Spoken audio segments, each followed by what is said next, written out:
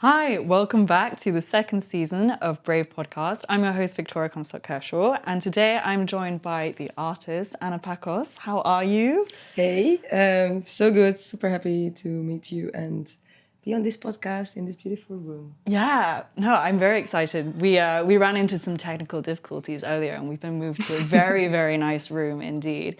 We've got a glass of wine, and we're ready to chat. For those of you who aren't familiar with you, would you mind introducing yourself a little bit, telling us a little bit about your work, your practice? Sure. I'm Hungarian. I moved to the UK 2.5 years ago. Initially, I was living in Margate for 18 months doing the Tracey Emin Art Residency. I was actually part of the first cohort at Tracey's residency. This is how the UK came into my vision. Margate to London. Margate, London, and then London was kind of, I think, a very natural next step after being in Margate. Yeah, tell me a little bit about Margate and the sort of how it affected your practice, what sort of work you make, and what was it like? Wow, it's a big one. I mean, Margate is this small seaside town. For me, as a Hungarian, it was completely new, kind of like a cultural shock. Oh, really? Yeah, definitely. The usual seasides that I see, we go in the summer, we go south, we go to the Mediterranean, and going to Margate was a very different landscape. And I was initially quite scared of how it's going to be to be there for 18 months. And slowly it grew on me. I had this amazing long walks on the beach, swimming a lot in the sea, going to the sauna. There is quite a strong, small community there of artists and makers. And yeah, I've been actually really enjoying living there. It's interesting that you say sort of going to the beach and walking around and stuff, because you use movement in your work quite a lot. Yeah. I'd love to hear a little bit, just for the people who don't know, about your practice and how movement is involved in it. So I actually was interested in dancing originally. That was my main medium, I would say. Growing up, I've been in different kind of groups of dancing in Hungary. And then moving to Tel Aviv, I was doing a lot of dancing there and physical theater and learning Gaga, which is a dance method kind of originating from Israel. So I've been really understanding myself as a dancer. And then painting also kind of ran parallelly to this interest. I was really trying to follow these curiosities of how do I want to express myself, which has been a very pressing issue in my 20s, I would say. Oh, yeah. That's always the age where it's like, okay, my frontal cortex is developed. I have ideas. I need people to understand me better. Was there a moment where you kind of combined painting and dancing for the first time and you were like, oh, yeah, this is it? I mean, I've been always dancing in the studio because dancing is something that I do whenever I want. Even now, I would be able to dance. Like when I do something, just my body expressing itself while I'm doing it, it's quite natural for me. And I think really I leaned into this way of expression this year when I joined City and Guilds. I did an MA course. In 2024, and really this is now when I started to fully embrace my body as a vehicle for driving the gesture, driving the movement, and then that kind of giving traces on the canvas. So I would say this year, but it's been always around what I'm doing. What's your kind of process like for a painting? How do you set everything up? You know, do you have the music in mind already? Do you kind of like have an idea of what it's going to look like, or do you just let the sort of dancing intuition take over? I would say there is a bit of both. I have a lot of ongoing experiments, I would call them, in the studio. Some of them are quite later in their lifespan. Some of them are just starting out. And I kind of really want to understand what wants to be made that day. I think this year has been really about trying to find these moments and these very definite understandings of the material talking to me. That sounds a bit spooky, I know. No. I know exactly what but you mean. know, like I'm also very tactile, so there is a desire. Like there is a very strong desire that I feel that I want to touch that specific canvas today, and if I want to interact with blackboard paint, which has a different kind of surface feeling when you apply it.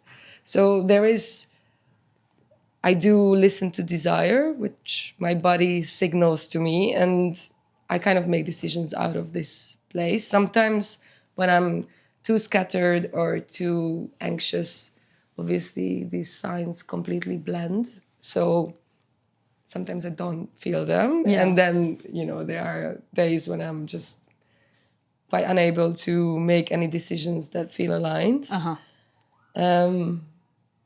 What happens on those days? Do you sort of give up, or do you kind of take from it, or?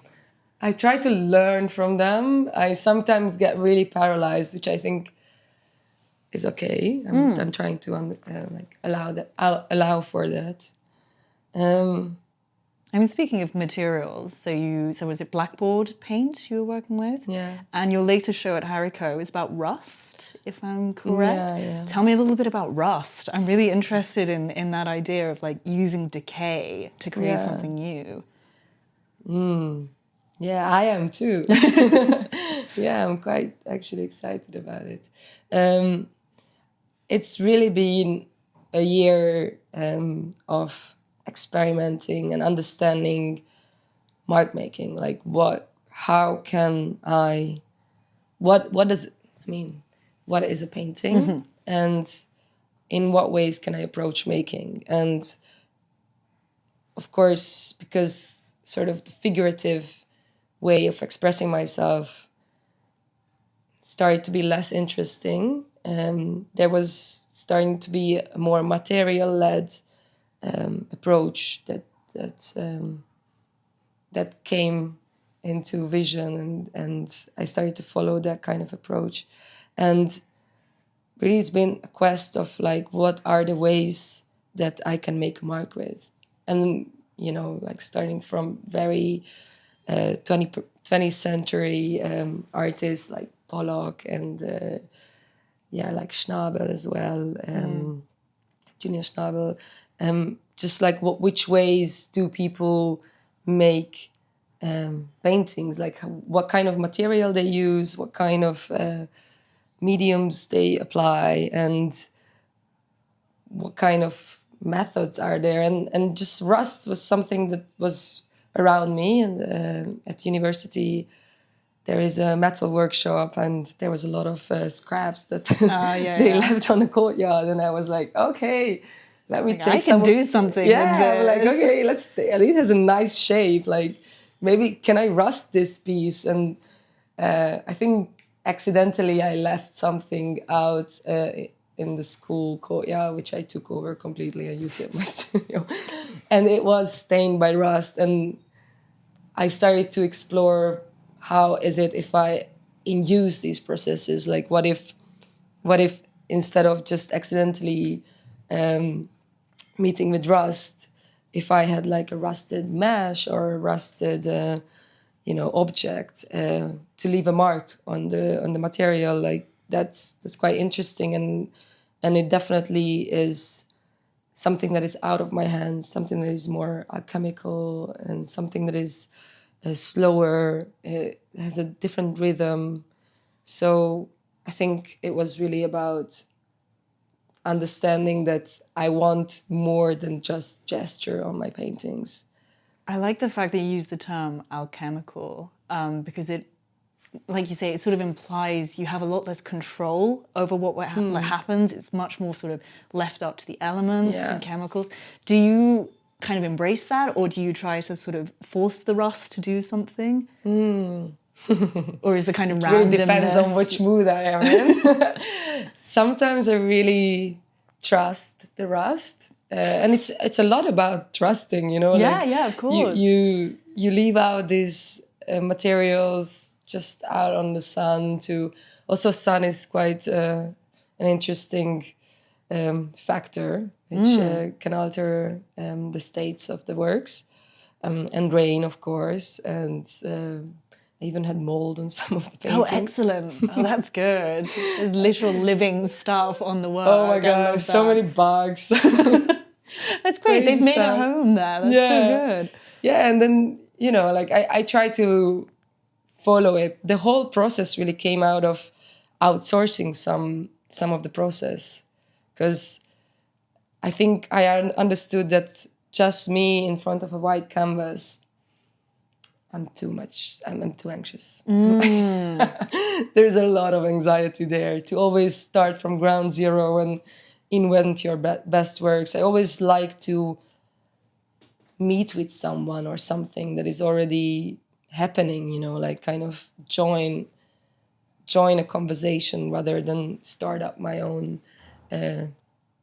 dialogue by myself. Like I'd rather join a visual clue and follow that. Yeah. Did you find that there were any kind of new dialogues that emerged at this Hariko show? Because it was a duo with Isabella Amram. That's right. Yeah. Did you find there were some like interesting conversations going on in between the works there? Definitely, although we haven't actually met yet. Oh, right. No, unfortunately she couldn't come to the opening, and I've been really looking forward to see her work and how the works talk to each other in the space. It's a very, very small space, and I think it's quite interesting with my rust-led works. Her very gestural expression is an interesting, You said there was one really good hang that you especially liked on the, was it the brick wall? Yeah, so there is one like brick column, kind of like quite wide, like maybe 90 centimeters. And I made this one work that is very special for me because usually so often it happens to me that I'm making these experiments and there are these outcomes of these experiments, and for months they are like floating around me, and I'm putting them from one place to another, and I'm like, just be somewhere else. I don't want to look at you anymore. Exactly. And then there was this one piece, and then I attacked it with some spray paint and some stenciling, and it just created this interesting kind of rhythm between the spray paint and the stencil and the rust mesh. And I was, when I was stretching it, it was like, it really begged for a bigger frame. So I even used the sewing machine that I'm very, very much of a beginner in using it. Like every time I'm taking the sewing machine, I'm looking at YouTube videos like how to thread the needle. So I'm like, they're scary machines. They really can be very intimidating. But they are like also so crazy, and like once you know a little bit, they are like really working for you. So I'm really excited about it, but I don't have the patience to master it. So this work is sort of like a Frankenstein kind of like mesh, because I needed a bigger canvas to have, so I didn't want to miss the edges of the painting. I needed a bigger canvas, so I just like somehow managed to make it bigger. Got it all together. That's so good. But I think the kind of sewing is part of the work. It's really imperfect, and it's really yeah, it gave a character to it, which I'm quite happy about. Yeah. Yeah. I mean, it's interesting that you say that you kind of like put things to the side. Do you find that you return to your work after you've made it? Or, you know, do you kind of, once it's done, you're happy with it, you leave it be?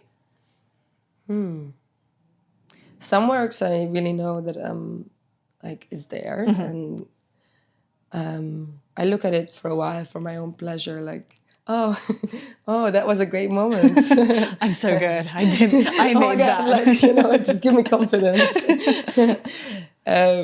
And some works, it's the exact opposite experience, and it's really like nagging you, and you just every time you look at it, you just feel like oh, I don't know how to resolve you. It's sort of like this stuck case that, yeah. So I don't. Do you find that audience feedback ever kind of works into that? Are you, when you make your works, are you sort of aware that other people are going to see it at some point, or is it purely kind of, like you said, an expression? I'd say that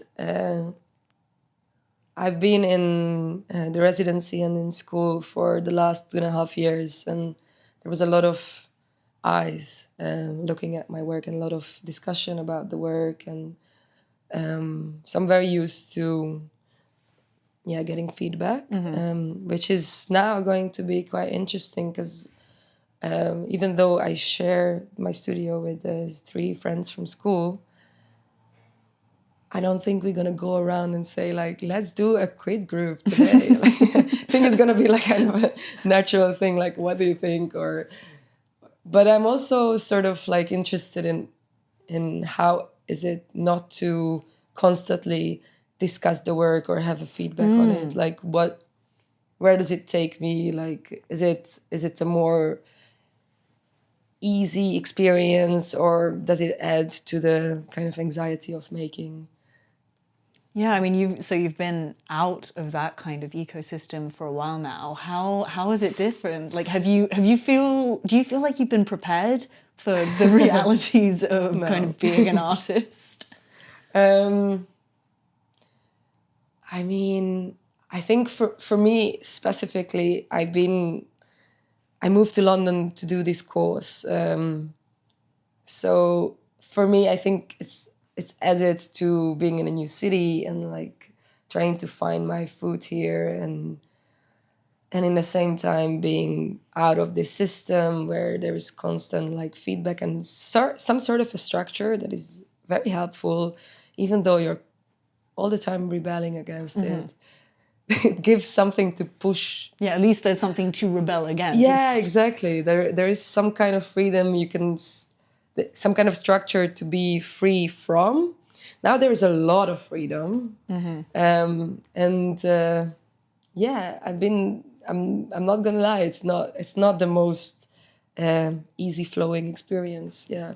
I mean, we were talking about this earlier, how you feel that London is quite a scattered city, and there's always something, and you're always on your feet, and one of the only ways to kind of succeed is to constantly be kind of working, nimble. I'd love to for you to speak a little bit more about that and what that's been like as an artist in London. I've been rebelling against it.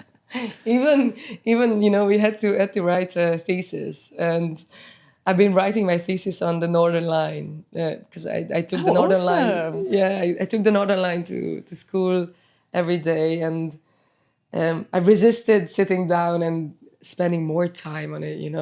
I mean, I also think that these kind of rituals can be as useful as sitting down.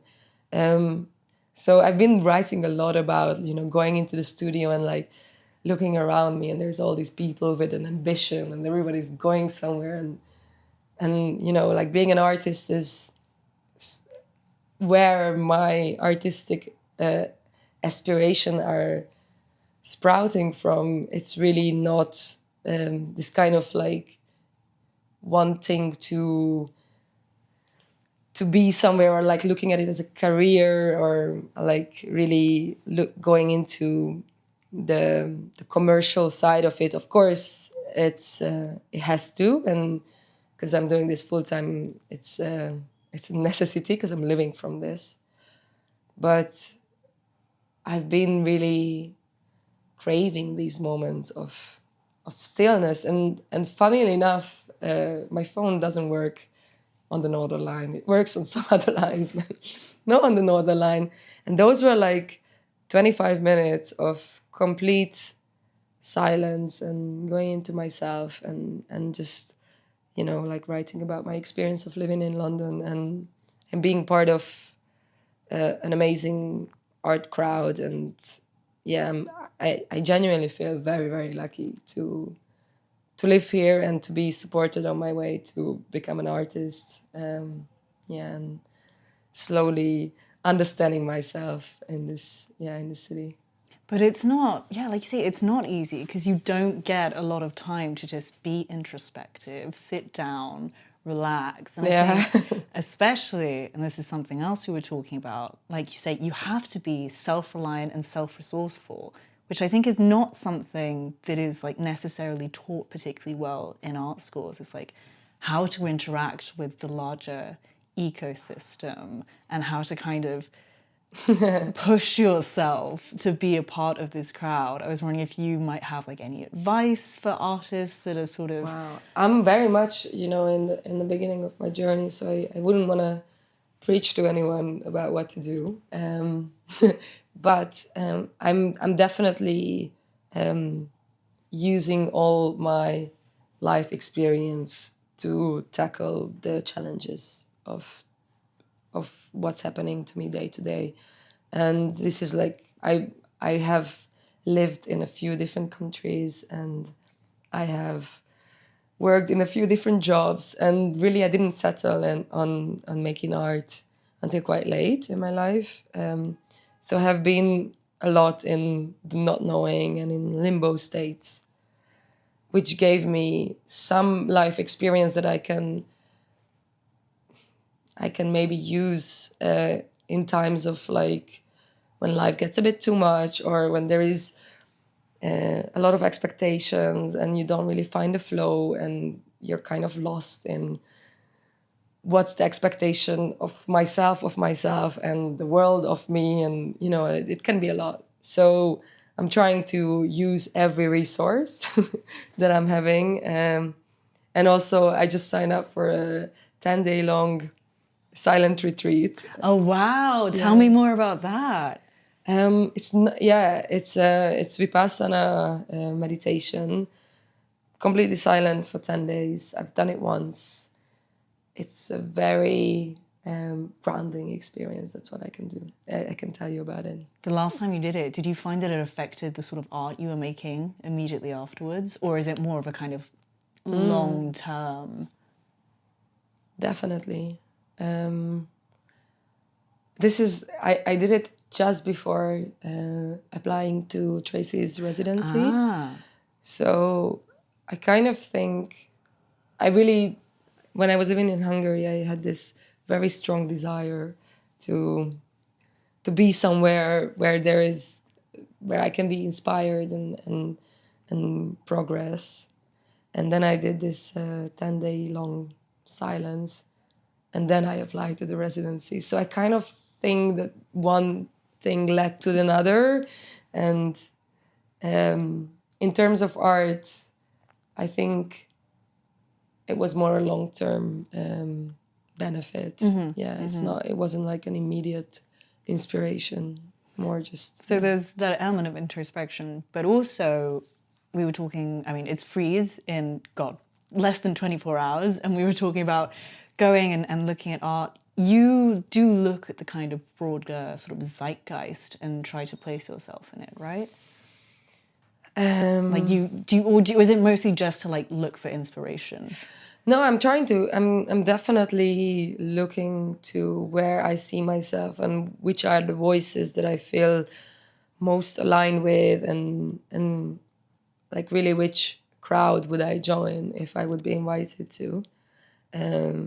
It's something that I think most artists want to find and kind of want to arrive to a place where you're working with people and surrounded by people who similarly take their job, their craft seriously and dedicate themselves to it. So it's quite an important quest. I'm just having a show in Hungary next week. Awesome. Tell me more about it. Yeah. So this is actually my first, it's my debut solo show. Congrats. Thanks. It's in a gallery that I've been starting to work with about two years ago. Group shows, art fairs, and we've been the owner of the gallery came to visit my studio a few times in London, and we've been waiting for this moment when I finish university and have a body of work, and I feel ready to show it to the Hungarian crowd. It's definitely an interesting in-between for me, where I definitely feel Hungarian when I'm in London. And when I'm in London, when I'm in Hungary, I feel like, but artistically, I am actually more connected to the London scene. Interesting. So what's it going to be like in Hungary then? Yeah. What's the name of the gallery and the show? It's Erika Deák, Deák Erika Galéria. The title of the exhibition is Long Takes. I titled some of my paintings this year take 1, 2, like I numbered them. And it's really about the last 1 year of being in London. I'm curious about it. Yeah. What are you expecting the reaction from the Hungarian crowd to be versus the London crowd?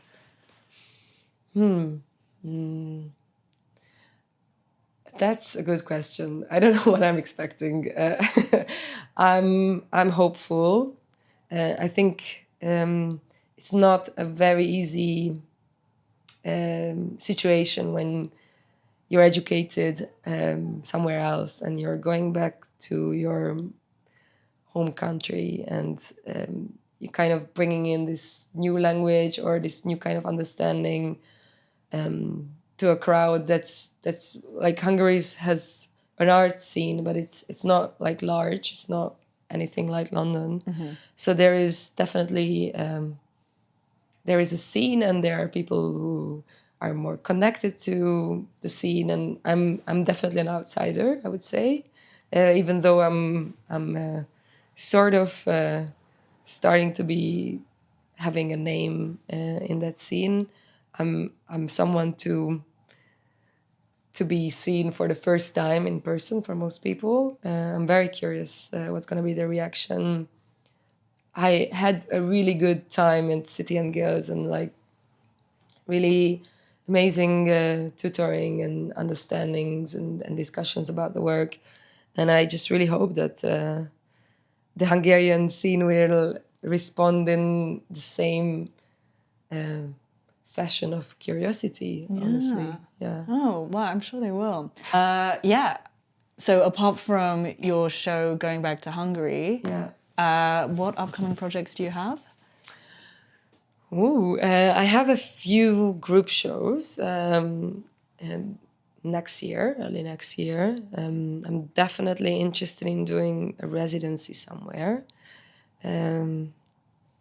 not in Europe, or not in the northern part of Europe. Somewhere sunny. Somewhere.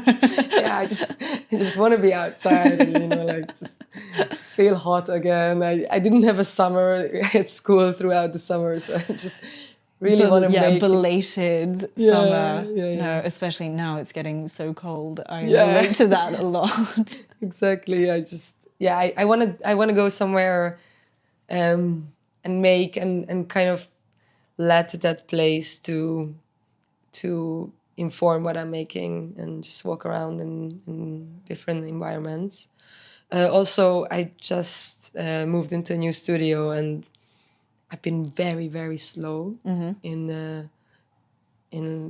feeling myself into the space. I mean, like really taking my time, really trying to like understand the space and and just like arrive to like I really work quite cyclically, I would say.